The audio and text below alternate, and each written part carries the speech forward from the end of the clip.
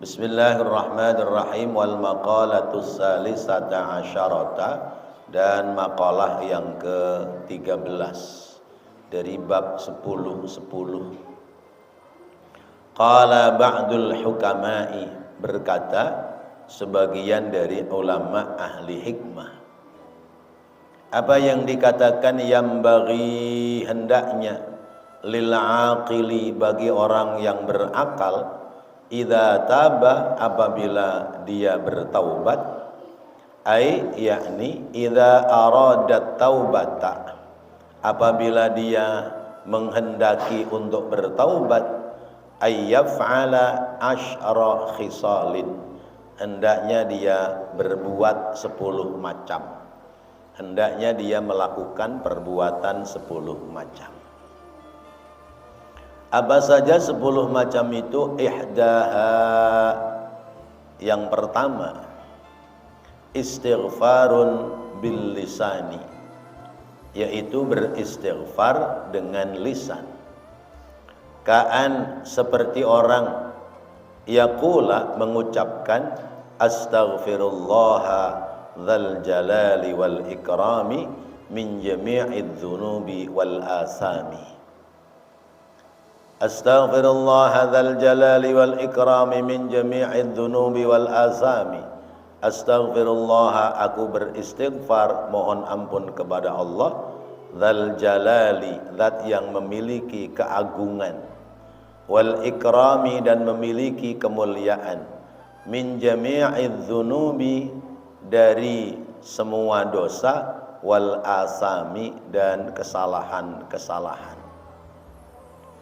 Wa nadima, dan menyesal, bil qalbi, dengan hati, alama, atas apa-apa, madha, yang telah berlalu, minadz dzunubi, dari dosa-dosanya. Wa iqla'un, dan yang ketiga, mencabut, menyatakan berpindah, minadz dzunubi, dari berbuat dosa, fil hali, pada saat itu, bil badani, dengan badannya. Kasa'yi, seperti pergi, ya, lari, fi ada'il madzalimi, dalam mendatangi berbagai macam kezaliman. Wal azmu, dan yang keempat, berjanji, ala alla ya'uda, atas bahwa ia tidak akan kembali, ilama, terhadap apa-apa, nahallahu, yang Allah telah melarang, anhu, padanya, abadan, selama-lamanya. Ai ila akhiril umuri, yakni sampai akhir umurnya. Wa hubbul akhirati, dan yang kelima, mencintai akhirat, bil iqbali, dengan menghadapkan diri, ala umuril akhirati, atas urusan-urusan akhirat. Wa bughdud dunya, dan dia benci kepada dunia, ai bil idbari, yakni dengan membelakangi, an umurid dunya, dari perkara-perkara dunia. Bapak-bapak, ibu, hadirin hadirat rahimakumullah, kembali kita mendapatkan nasihat dari kitab namanya Nasaihul Ibad. Kita adalah hamba yang penuh dosa, bahwa kita tidak lepas dari kesalahan dan dosa. Tidak ada orang yang bersih dari dosa, kita pasti punya dosa. Karena itu, ketika kita merasa ada dosa dalam diri kita, kalau kita ingin bertaubat, kita harus melakukan 10 hal. Ya.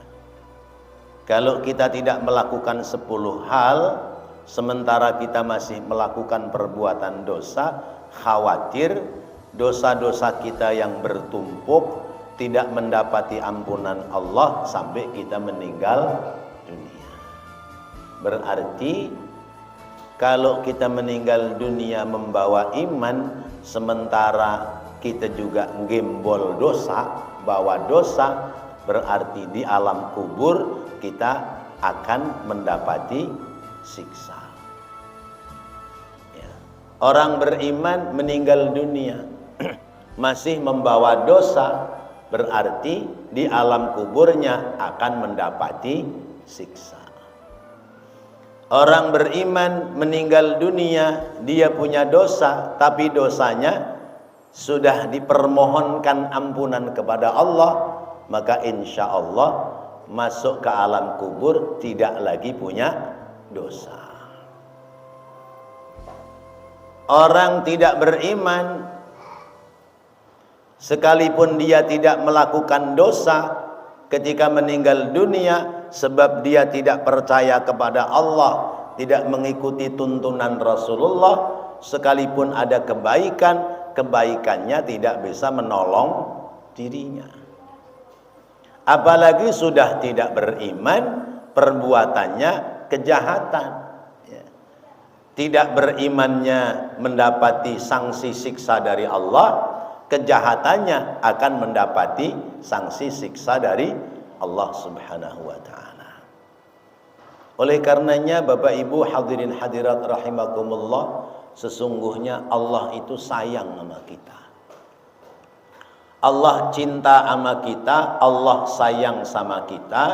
Buktinya ada 4 hal yang sekalipun kita berbuat dosa, itu tetap diberikan oleh Allah kepada kita. Mula-mula sekalipun kita berbuat dosa, sebab dosa kita tidak menghalangi Allah membagi rezeki kepada kita. Itu tandanya Allah sayang sama kita. Kita berbuat dosa, ya, kita berbuat dosa, tapi rezeki kita masih ada enggak? Masih ada. Itu tandanya Allah sayang sama kita. Coba kalau Bapak kerja di kantor jadi karyawan, nyalain sama bos, gimana kira-kira? Iya, enggak digaplok lumayan, iya. Iya, pasti diberhentikan dari pekerjaannya. Digaji enggak kira-kira? Enggak. Masya Allah. Tapi Allah sama kita enggak begitu. Sekalipun kita nyalai Allah, rezeki kita masih tetap dibagi. Itu tandanya Allah sayang sama kita. Kita sama orang tua aja, ya. Kalau kita nurut sama orang tua, ya, kita nurut sama orang tua, maka sebab kita nurut sama orang tua ngasih sama kita. Tapi coba membangkang sama orang tua, kita nyalahin sama orang tua, kita melakukan kesalahan sama orang tua, akhirnya apa? Uang jajan kita nggak dikasih, ya. Kita dimarah-marahi, bahkan boleh jadi diusir dari rumah karena nyalain sama orang tua. Allah tidak begitu. Sekalipun kita salah, kita tetap diberikan rezeki. Sekalipun kita salah, kita tetap dikasih tempat hidup di dunia. Masya Allah. Itu Allah sayang sama kita. Itu yang pertama. Yang kedua, sekalipun kita menyalahi Allah, kita berbuat dosa, dosa kita ditutupin sama Allah. Dosa kita ditutupin sama Allah. Nggak kayak orang dulu. Orang dulu zaman umatnya Nabi Musa, kalau berbuat dosa malam hari, pagi hari, dosanya ditulis sama malaikat di pintu rumahnya. Ya, si Anu tadi malam, ya, berbuat zina dengan orang sono, ya, yang namanya ini perbuatan zinanya di hotel Anu jam sekian, berbuat zinanya sekian kali, ditulis tuh di papan di pintu rumah, ya. Nggak bisa dihapus karena yang nulis pulpennya malah malaikat. Ya Allah, coba kalau zaman sekarang kita berbuat dosa ditulis sama malaikat di pintu rumah kita, kira-kira kelihatan nggak pintu rumah kita gambar catnya? Ya, penuh dengan catatan kita punya dosa. Allahu Akbar. Oleh Allah dosa kita ditutupi, tidak ditampakkan. Karena itu kalau kita berbuat dosa, jangan ceritakan dosa kita kepada orang lain. Sama Allah aja udah ditutupin, kita bangga-banggaan cerita sama orang lain. Semalam ya, saya di sono Gajah Mada Plaza, sama orang mana ya, sama orang Londo misalnya begitu. Ngapain diceritain begitu? Iya. Jangan bangga terhadap perbuatan dosa. Karena apa? Dosa kita sudah ditutupi oleh Allah. Coba kalau kita berbuat dosa, satu kali dosa dikasih melenting satu aja di muka. Ya. Dikasih melenting satu, kecil itu melenting satu. Ya. Satu kali dosa melenting satu di pipi, dosa dua melenting dua. Kira-kira muka kita kelihatan nggak? Ya melenting semua, kutilan semua muka kita. Oleh Allah sudah ditutupi. Ya.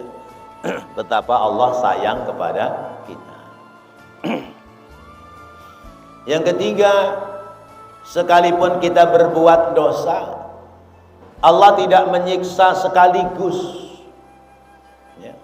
Allah tidak sekaligus menyiksa.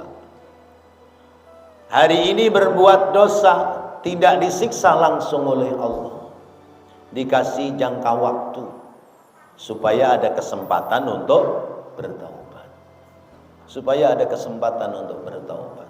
Karena itu sebab Allah telah banyak memberikan kelonggaran kepada kita saat kita melakukan dosa, maka bersegeralah untuk bertaubat kepada Allah. Sekalipun kita sudah beriman, kita tetap diperintahkan untuk bertaubat kepada Allah. Karena bahasa Allah, wa tubu ilallahi jami'an ayyuhal mu'minuna la'allakum tuflihun. Wahai orang-orang mukmin, bertaubatlah kalian semua. Yang dipanggil wahai orang-orang mukmin, berarti orang beriman juga punya dosa. Ya. Kita sekalipun ngaku beriman, kita punya dosa. Cuman sama setan, urusan dosa dilupakan. Urusan ibadah, kebaikan diingetin sama malaikat, sama setan. Setan itu ngingetin kita kalau kita berbuat baik. Tapi kalau kita berbuat jahat, berbuat dosa, sama setan dilupa-lupain. Supaya kita tidak bertaubat. Akhirnya perasaan kita ini bener terus, nggak ada salahnya. Ya. Padahal salahnya pasti banyak. Salah kita banyak, dosa kita banyak. Ya. Salah dan dosa kita bisa hapus, ya, bisa mendapati ampunan Allah dengan 10 cara. Cara yang pertama, kita harus beristighfar. Mohon ampun kepada Allah. Ya. Mohon ampun kepada Allah. Kalimatnya minimal astaghfirullah. Ya. Minimal kalimat astaghfirullah. Minimal. Maksimalnya banyak macamnya. Yang kita baca ketika zikir ba'da salat, astaghfirullahal azim alladzi la ilaha illa huwal hayyul qayyum wa atubu ilaihi. Ada yang astaghfirullahal azim li wa li walidayya wa li ashabil huquqil wajibati alayya wa li masyayikhina wa li ikhwanina ولجميع المسلمين والمسلمات والمؤمنين والمؤمنات الأحياء منهم والأموات وأتوب إليه. Ada yang begitu. Nah, kemudian dari sekian banyak istighfar, ada namanya sayyidul istighfar. Ya. Penghulunya istighfar. Ya. Pimpinannya istighfar. Mana bunyinya? Allahumma anta rabbi la ilaha illa anta khalaqtani wa ana 'abduka wa ana 'ala 'ahdika wa wa'dika mastata'tu a'udzu bika min syarri ma sana'tu abu'u laka bi ni'matika 'alayya wa abu'u bi dhanbi faghfir li fa innahu la yaghfiru dzunuba illa anta. Pada hafal enggak? Ya. Pada hafal enggak? Hafal Pak Ustaz. Ya, itu Sayyidul Istighfar. Coba bareng-bareng yuk. Allahumma anta rabbi la ilaha illa anta khalaqtani wa ana 'abduka wa ana 'ala 'ahdika wa wa'dika mastata'tu a'udzu bika min syarri ma sana'tu abu'u laka bi ni'matika 'alayya wa abu'u bi dhanbi faghfir li fa innahu la yaghfiru dzunuba illa anta. Kalau kita baca pimpinannya, penghulunya istighfar, rontok dosa-dosa kita, berguguran dosa-dosa kita. Karena itu di dalam syarah Al-Wirdul Latif ya, dikatakan siapa yang membaca Sayyidul Istighfar di pagi hari, kok kemudian siang harinya dia meninggal dunia, maka dia tidak punya dosa. Siapa yang membaca Sayyidul Istighfar di sore hari, malam harinya dia meninggal dunia, maka dia tidak lagi punya dosa. Ini malam kita sudah baca. Kalau malam ini kita meninggal dunia, insya Allah kita tidak lagi punya dosa. Ya kali-kali aja, ya kan kita nggak tahu. Ya, karena kematian itu ada dalam rahasia Allah. Istighfar bil lisan, ya lisan kita banyak-banyak baca istighfar. Rasulullah saja istighfarnya tidak kurang dari 100 kali. Ya, padahal Rasulullah orang yang tidak punya dosa. Apalagi kita yang banyak dosa, hendaknya lebih banyak kita beristighfar. Yang kedua, nyesel ya, hati kita nyesel, menyesali dalam hati atas apa yang sudah diperbuat dari perbuatan dosa. Misalnya dosa zina, atau dosa judi, atau dosa mabuk minuman keras dan yang lainnya, maka sesali oleh kita, ya Allah, ya, blow on banget sih saya ya, kenapa saya melakukan perbuatan seperti itu, padahal dari kecil saya udah ngajiin sama orang tua, ketemu teman-teman orang-orang baik, kenapa ada aja teman yang tidak baik ngajakin kita, kebawa sama teman kita, ya Allah, nyesel saya. Nah, itu menyesal. Tapi menyesalnya itu, kapoknya itu bukan kapok sambel, ya, bukan kapoknya orang perempuan ngelahirin. Ya. Coba orang perempuan habis ngelahirin ditanya, Bu, sakit nggak ngelahirin? Sakit. Kapok nggak? Kapok, nggak mau lagi ngelahirin. Ternyata brojol maning, kapok apa? Ya. Ya, mesti mending kaponya orang laki sunat, ya.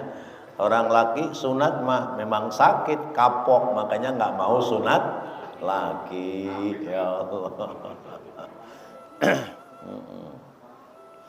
Orang makan sambal juga begitu, mulutnya kroweh, wah, ya Allah, pedes banget ini, kapok dah saya, pedes begini dah.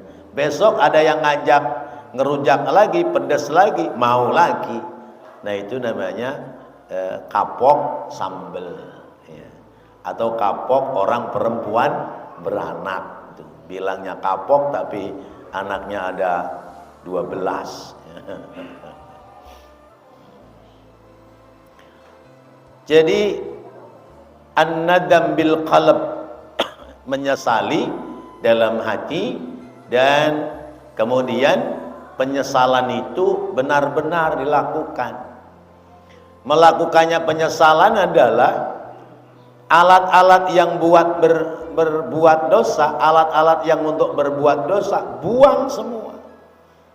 Misalnya orang itu tukang ngedrak, ya, ngedrak itu tukang ya, mabok obat-obat terlarang, ya, mungkin ada botolnya, mungkin ada pipanya, mungkin ada jarum suntiknya, mungkin ada apanya, bungkus semua, buang udah, ya, buang. Sisanya yang ada buang juga, jangan sayang-sayang ini masih ada seon dijual kan duitnya gede, ya sama aja itu namanya, ya, umpama begitu, buang udah, jangan lagi ya, jangan lagi mikir-mikir, wah ini belinya mahal alat ini, jual lagi aja dah sama orang, nggak usah. Ya. Bagaimana caranya? Ambil batu, gecrok aja pakai batu dah, hancurin, udah situ buang udah. Nah, itu namanya an-nadam, ya, ala ma madha min adz-dzunub.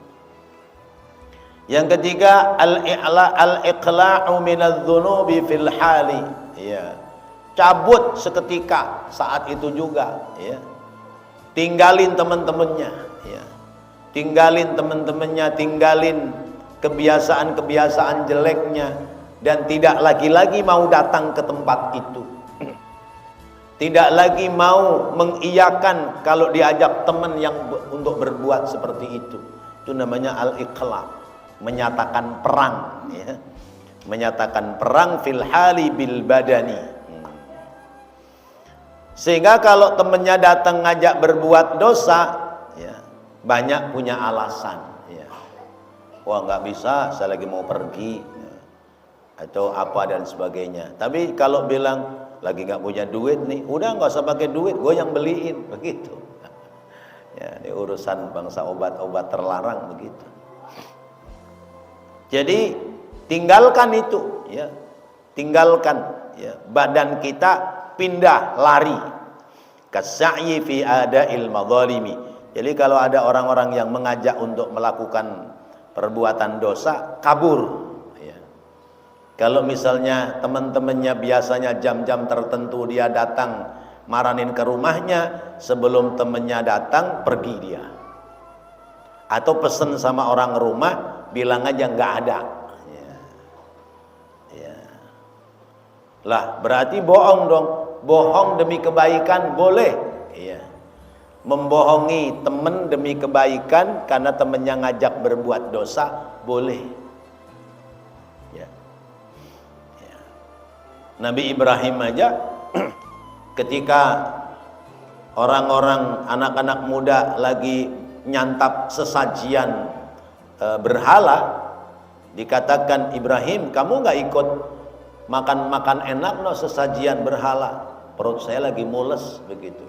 Qala inni su'al, itu perut saya lagi mules. Padahal mules perut bukan karena sakit perut, tapi mules perut karena melihat perbuatan dosa yang nampak di mata kepala beliau, yaitu orang menyembah patung berhala dan mengadakan makan-makan di depan pemujaan patung berhala. Perut saya lagi mules nih, gitu. Jadi boleh, ya, membohongi teman yang biasa ngajak berbuat dosa supaya kita tidak lagi jatuh berbuat dosa. Lalu yang keempat, wal azmu ala alla ya'uda ila ma nahallahu anhu. Azam, janji, ya. Berjanji, ya, untuk tidak kembali melakukan apa yang dilarang oleh Allah. Janji dalam dirinya, bila perlu sumpah di hadapan Allah, ya. Demi Allah saya bersumpah, saya berjanji untuk tidak melakukan perbuatan maksiat seperti ini lagi. Kalau saya melanggar sumpah janji saya, terserah engkau ya Allah, saya mau diapain. Nah, berani nggak begitu tuh, ya. Nah, cuman kadang-kadang nggak pada berani, ya. Takutnya teledor, dia melakukan lagi, kena sanksi dari Allah Subhanahu wa ta'ala. Kalau sudah sumpah janji, ya harus ditepati, apalagi janjinya kepada Allah. Macam kita punya rezeki. Kita punya rezeki. Udah ada niatan nih ngumpulin duit, ya. Janji sama Allah mau buat berangkat ibadah haji atau ibadah umroh, ya. Tapi begitu duitnya cukup untuk berangkat ibadah haji atau ibadah umroh, lalu dia tidak mengerjakannya, ya, itu nanti duitnya ngambrah gak karu-karuan, ya. Malah berantakan gak karu-karuan. Ibadah umrohnya kagak jadi, duitnya ludes gak tahu kemana. Nah, itu kadang begitu. Kenapa? Karena ini janjinya kepada Allah. Karena itu kalau punya azam yang terkait dengan nilai-nilai ibadah, nggak usah diucapkan sama orang lain, nggak usah, ya. Tiba-tiba jalan begitu aja dah, ya. Nggak usah, Ustaz doain ya, saya bulan depan mau berangkat umroh, alhamdulillah no, duit udah ada, ya. Begitu udah ngomong begitu, ada temen ngiming-ngimingin mobil. Saya punya mobil no, saya bayar bulanannya udah nggak kuat, ya. Gantiin sama kamu dah, bayar aja separuh DP sama terusin bulanannya. Wah cukup nih duit 25 juta. Nah, akhirnya buat bayar mobil temennya, ujung-ujungnya nggak berangkat umroh. Memang sih dia punya mobil, tapi tidak jadi berangkat umroh. Khawatirnya karena ini sudah janji kepada Allah, ini mobil tahu-tahu di parkiran hilang, ya. Mending kalau hilang doang, kalau kecelakaan misalnya begitu. Nah itu namanya kita janji kepada Allah. Begitu pula kita janji untuk berhenti dari berbuat maksiat, segerakan, ya, segerakan, ya. Apa yang menjadi kesenangan kita dalam perbuatan maksiat, ya, kita harus berjanji kepada Allah untuk tidak mengulang kembali selama-lamanya, ai ila akhiril umur, sampai akhir hayat kita. Ya Allah, saya janji dah, saya nggak mau lagi melakukan itu. Jangan janji karena sudah nggak punya kemampuan, ya. Ada orang kerjaannya, ya maaf misalnya tukang zina, ya, ya, tukang kencan dengan perempuan, ya, karena duitnya lagi banyak. Duitnya banyak, umurnya masih muda. Di usia sudah tua, duitnya udah nggak ada, umur sudah tua, dia baru ngomong, saya janji dah nggak mau lagi, ya, hubungan-hubungan masalah perempuan, udah capek katanya, ya. Ternyata dia janji begitu karena barangnya sudah tidak qiyamuhu binafsihi. Ya, paham maksudnya? Sudah tidak qiyamuhu binafsihi. Wes ora tangi. Baru kapok bilang janji nggak mau lagi mengulangi, itu mah bukan kapok janji, emang wes ora bisa. Sudah nggak punya kemampuan, ya Allah. Nah itu janjinya tidak tulus, ya. Tapi janji yang tulus, sekalipun masih ada kemampuan orang untuk berbuat maksiat dan dosa, tapi dia tidak lagi melakukan. Sampai kapan? Ila akhiril umur, sampai akhir hayat, ya. Sehingga dia tidak lagi-lagi melakukan perbuatan yang sama. Nah yang begitu dosanya akan diampuni oleh Allah subhanahu wa ta'ala. Tapi kalau innalladzina amanu summa kafaru summa amanu summa kafaru, orang ini beriman kemudian kufur, beriman lagi kemudian kufur, ya, itu bisa jadi, ya, kekufurannya untuk kembali kepada keimanan atau perbuatan dosanya untuk dia bertaubat, bisa jadi lam yataqabbalullahu, Allah tidak lagi menerima taubatnya. Kenapa? Karena mengulangi lagi, tidak ada keseriusan dalam untuk menghentikan dari perbuatan dosa. Kemudian yang kelima, hubbul akhirah, ya. Kalau sudah berhenti dari maksiat dan dosa, itu volume aktivitasnya lebih condong kepada cinta negeri akhirat. Ditingkatkan nilai ibadahnya. Tadinya salat 5 waktu belang belentong, isi 5 waktu dengan sempurna. Tadinya 5 waktu tidak berjamaah, sesudah bertaubat dan berjanji tidak mau mengulangi lagi perbuatan dosanya, dia kerjakan salat 5 waktu dengan berjamaah. Tadinya tidak pernah baca Al-Quran, isi hidup-hidupnya dengan baca Al-Quran. Tadinya tidak pernah mau bersedekah, isi kehidupannya dengan banyak-banyak bersedekah. Itu namanya al-iqbalu ala umuril akhirah. Menghadapkan dirinya untuk urusan-urusan akhirat. Udah dah tuh, urusan duniawinya yang di situ bergelimang dengan dosa berhenti semua.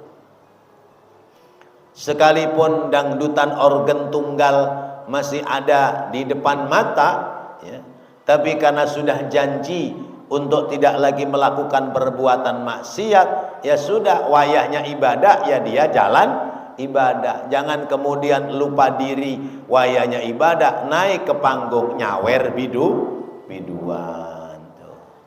Kalau mau nyawer yang dapat pahala, sawer Pak Kiai. Kiai disawer insya Allah dapat pahala. Tapi kalau nyawernya biduan, ya wallahu a'lam.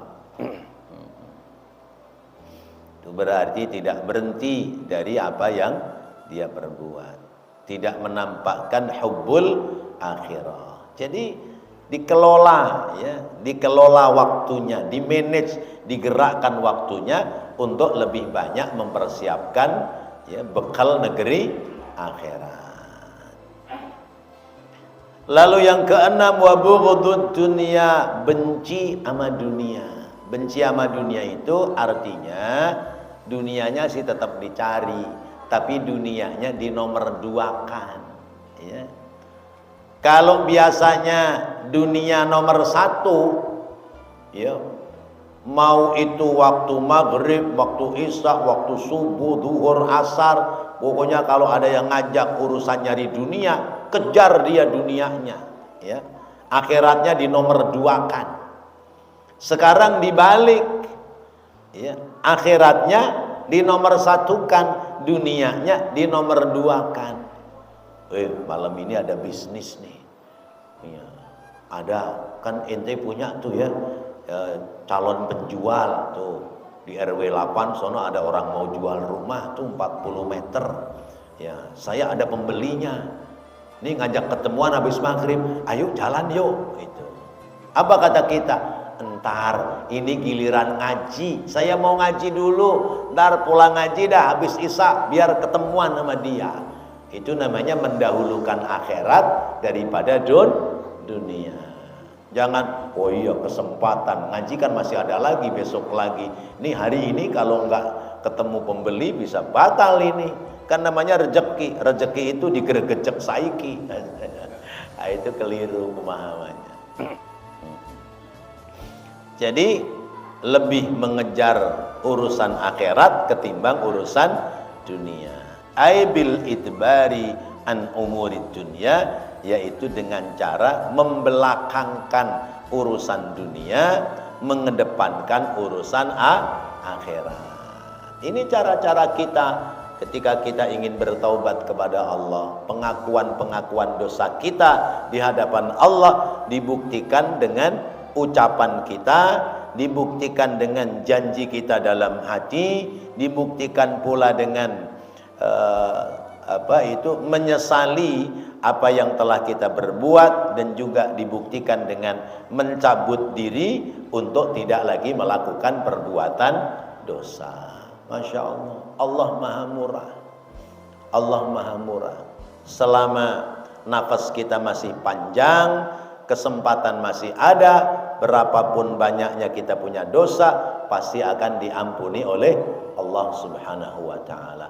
Menjadi perbincangan di antara para sahabat. Kata sahabat yang satu mengatakan, saya dengar Rasulullah bersabda, Katanya kalau orang mau mati sebulan lagi dia bertaubat, itu dosanya diampuni oleh Allah. Kata temannya yang satu, kelamaan. Iya. Saya dengar kata Rasulullah, orang mau meninggal dunia tinggal seminggu lagi, kalau dia bertaubat maka dosanya diampuni oleh Allah. Kata temannya yang satu, itu juga masih kelamaan. Mengkapan? Kurang sehari dia mati, dia bertaubat, masih diampuni oleh Allah. Kata yang satu, enggak begitu kalimatnya.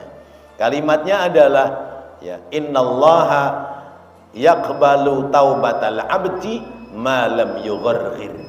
Sesungguhnya Allah menerima taubat hamba selama napasnya belum sampai di tenggorokan. Berarti ya, kurang beberapa menit, beberapa jam meninggal dunia, ketika orang itu bertaubat masih mendapati ampunan Allah Subhanahu wa ta'ala. Karena itu badiru, segerakan oleh kita ya, asri'u, cepat-cepatlah oleh kita untuk senantiasa bermohon ampun kepada Allah Subhanahu wa ta'ala. Wallahu a'lam bissawab. Nanti selebihnya kita akan bahas pada waktu-waktu yang akan datang.